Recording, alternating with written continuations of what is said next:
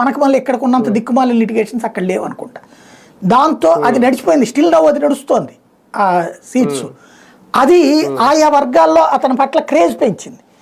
దానికి తోడు బస్సు, ఉచిత బస్సు సదుపాయం, ఇవన్నీ ఎలక్షన్స్కి ఒక ఏడాది ముందు పర్ఫెక్ట్గా చేసుకొచ్చాడు అతను.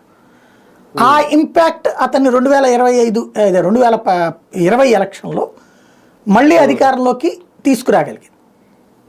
దాని ఇంపాక్ట్ ఇక్కడ అప్పుడు కూడా భారతీయ జనతా పార్టీ ఘన విజయం సాధించినప్పుడు ఢిల్లీలో ఫెయిల్ అవ్వడమైంది. అప్పుడు కూడా 2020లో కూడా అప్పుడు అమిత్ షా వ్యూహం ఫెయిల్ అయింది. ఎందుకంటే ఫేస్ చూపించలేకపోయారు ఎవరిదనేటటువంటి, అక్కడ దెబ్బతిన్నారు.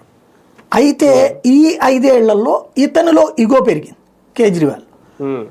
ఈ ఇగో ఎట్లా వచ్చేసిందంటే ఇక నన్ను ఎవడు ఓడించలేడు అన్న ఇగోతో పాటుగా ఈలో పంజాబ్ విజయం తీసుకొచ్చినటువంటి అహంకారం కావచ్చు, ఈలోపు తనని కేజ్రీవాల్ని ఇప్పుడు నాబోటోళ్ళని కూడా అభిమానించేవాళ్ళం. ఎందుకంటే ఒక సాధారణ ప్రైవేట్ ఉద్యోగి, ఒక సాధారణమైనటువంటి టీచరు, ఒక సాధారణమైనటువంటి వ్యాపారస్తుడు, వీళ్ళని తీసుకొచ్చాడు రాజకీయాల్లో, ఎమ్మెల్యేలుగా పెట్టాడు, గెలిపించాడు.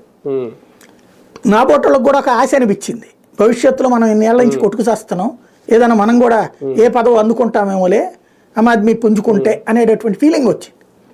ఎందుకంటే ఆమ్ ఆద్మీ సాధారణ ప్రజల నుంచి